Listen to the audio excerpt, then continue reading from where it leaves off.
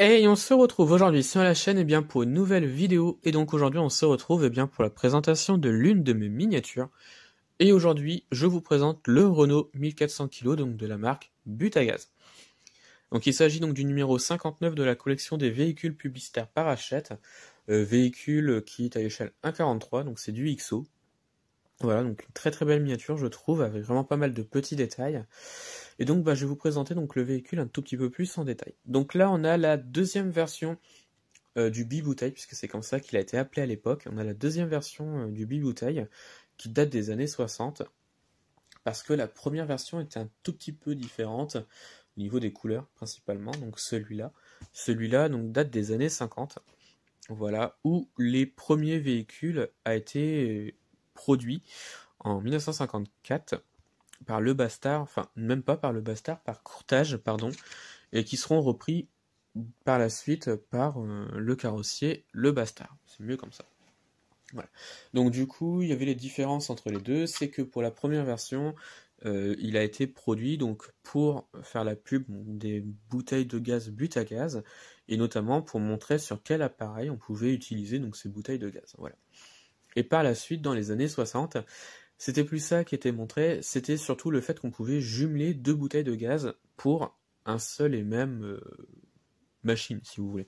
Et donc du coup, c'était ça un petit peu l'évolution de ce véhicule-là. Voilà. Plusieurs évolutions sont distinctes, comme vous pouvez voir ici avec ces deux véhicules. C'est les couleurs des bouteilles de gaz. Et bon, il n'y a pas que ça, mais il y a principalement ça, la déco qui change également.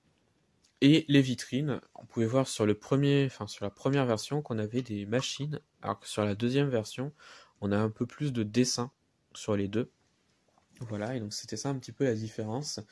Et donc les couleurs, et notamment la partie des marques. Vous pouvez voir ici, Propagaz, c'est dans un rectangle blanc sur les premières versions, donc des années 50. Et c'est un petit peu plus arrondi sur les formes, au niveau des années 60. Donc voilà, on a un peu voulu moderniser le véhicule, parce qu'il datait un petit peu, et donc voilà. Et donc je vais vous présenter donc la miniature, donc miniature que je trouve vraiment très très bien faite. Pas mal de petits détails.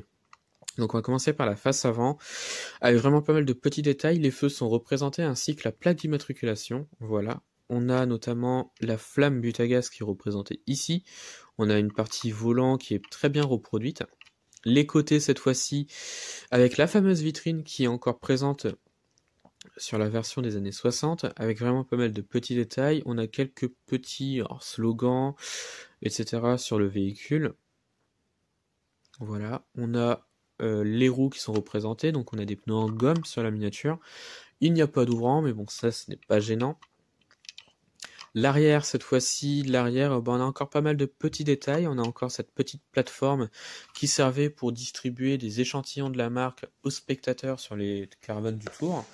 Voilà. On a pas d'ouvrant comme je l'ai dit, mais on a vraiment pas mal de petits détails. On revient sur la vitrine de l'autre côté. Voilà, c'est une belle petite miniature que je suis bien content d'avoir, et donc voilà. Et bien ça va être la fin de cette vidéo. Dites-moi ce que vous en avez pensé donc de la miniature et de la vidéo. Retrouvez-moi sur la chaîne pour d'autres vidéos, et retrouvez-moi sur Instagram et Facebook, le compte Petite Voiture.